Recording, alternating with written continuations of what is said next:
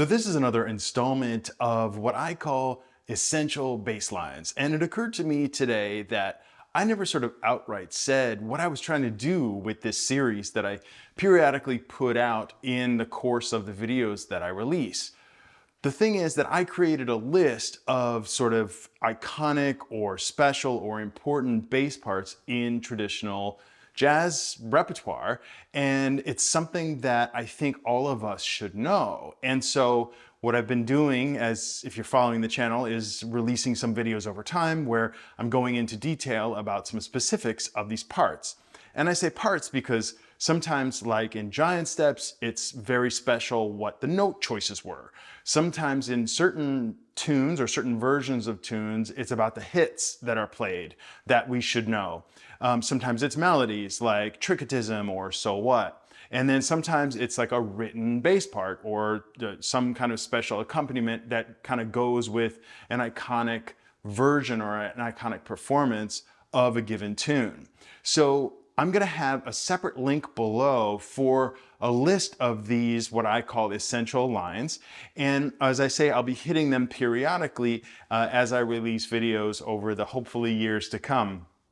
So I just wanted to give sort of that overview as we go into talking about one of these lines today, which is the intro to Recorda-Me. And this was requested by a viewer, and thank you so much for asking me to do it because it was on my list already of these iconic or essential lines. And this is Butch Warren's bass line on Joe Henderson's famous version of this from his album called Page One. So let's take a little bit of a closer look at this short intro and a very famous intro to this great tune.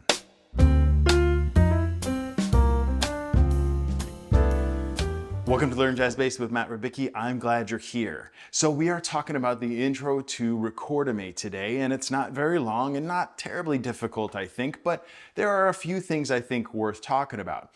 The first is, just again as an overview, this feeling, this rhythmic feeling, is what we would call a straight feeling. So the eighth note feeling are even, their eighth notes are evenly spaced as opposed to swung. And some people might describe this as being in sort of the Latin jazz sort of realm, but that's really a misnomer, and that's sort of a big topic for another time. Let's just say this has a straight groove to it that maybe alludes to something sort of Latin.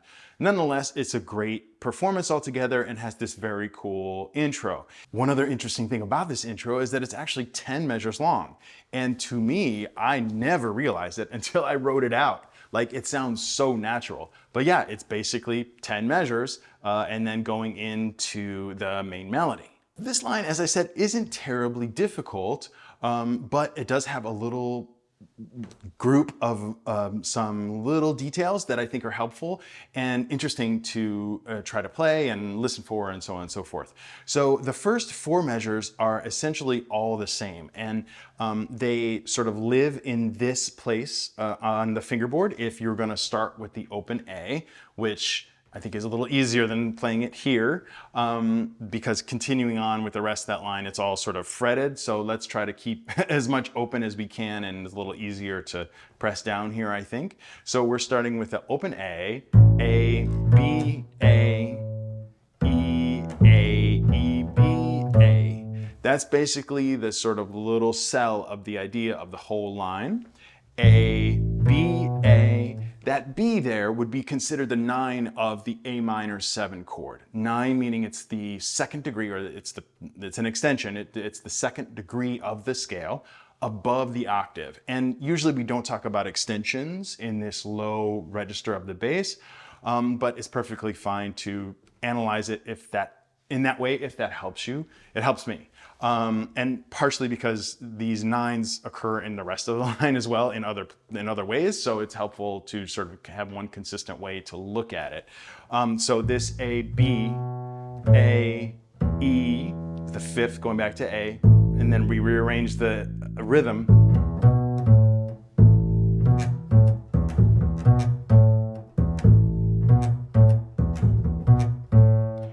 And now we're going to change that B to a C natural, which is the flat third of A minor 7. That is, a natural third would be C sharp, because we're talking about the key of A, because the root is A. So A, B, C sharp is the third. We're gonna lower that by a half step, make that a flat third to C natural. A, C, A, E. So that's all very similar to the other part. Instead of B, we're just replacing that with C. And now things get different for the rest of the line. So we've established an idea, repeated it a couple times, and now we're adding some variation for interest.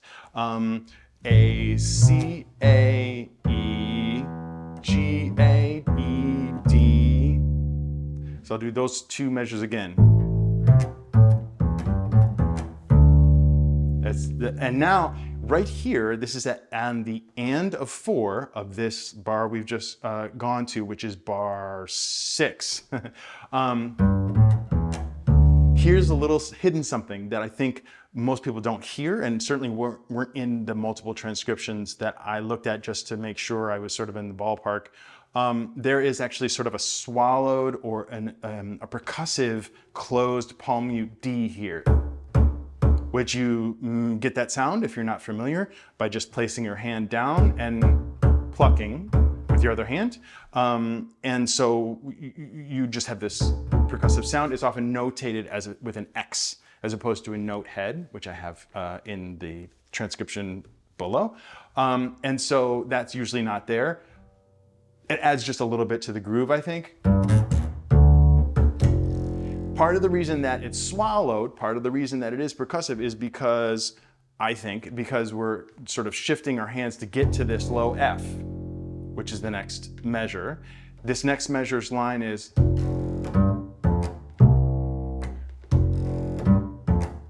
so again, that's root 9, root 5, just like the first one, but that was starting on A.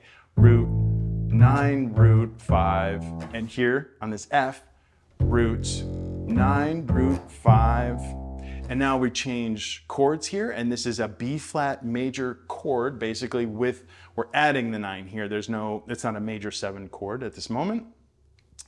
And here is some fingering choice decisions. If I didn't mention earlier, I've got a PDF, another page of the PDF for free below, where I have my own fingerings that you may also want to try.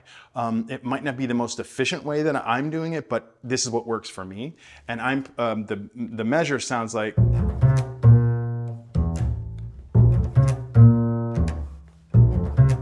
so I'm playing 1, 4, 4, 4, which isn't necessarily, as I say, maybe the most efficient thing. There are reasons, though. For me, I find I really want to make this B flat to F a very strong sound. And if I go 1 to 1, it's harder for me to make those connected and make that B flat have the power that it should have as the downbeat. I can do it, but it's different than, it's got more punch when I'm playing them together here. So I've got to sacrifice this big leap from F to C here.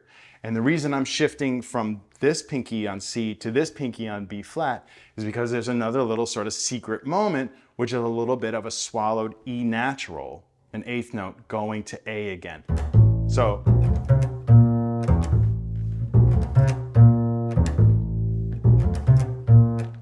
B flat, F, C, B flat, E, and then the next measures are, everyone plays those hits, so to speak, together. It's a very sort of famous part of this song. It's usually played, even if you don't play this intro, it's fit in somewhere in the tune. One thing of note, though, in the way that Butch plays it is we have all these sort of shorter notes that go with the articulation of the feel. Some long, some short, but what's often thought of here on this, these last two measures, usually people notate it as, but it's not cut off. It's not that. It's actually held. And this A is actually held too into the next measure as we prepare for the main melody. G, G, A. I also see that notated up an octave often, which is wrong. It's low, it's the lower open A there. So altogether, a little bit slower than the recording itself.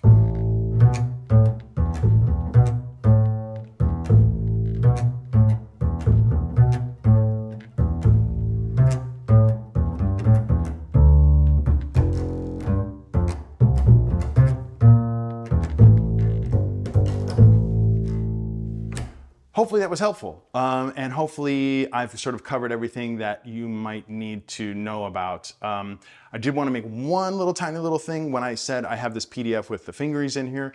I'll try to do this more often, especially for things that I'm trying to sort of share something to those of you that may not be familiar with playing a particular line.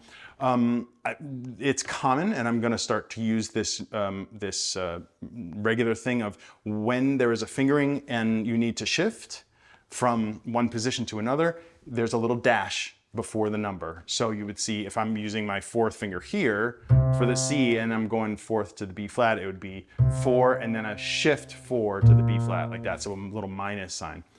Just so you know that is one of the things that you'll see in this PDF attached. So short but sweet. Hopefully you liked it. I certainly love this performance. I would say to please check out the entire thing. If you haven't, don't just learn the intro itself, because the song itself is very approachable. It's not a long form. Lots of people like to call it. It's fun to solo on. It's this different rhythmic feel. There's a whole bunch of reasons to know, check out, and fall in love with this tune. Thanks for joining me today as always, and I do hope it was helpful as always. I've got free PDFs below. Please subscribe if you would. Please like the video if you haven't. And thanks for joining me today. Please remember, straight ahead and strive for tone.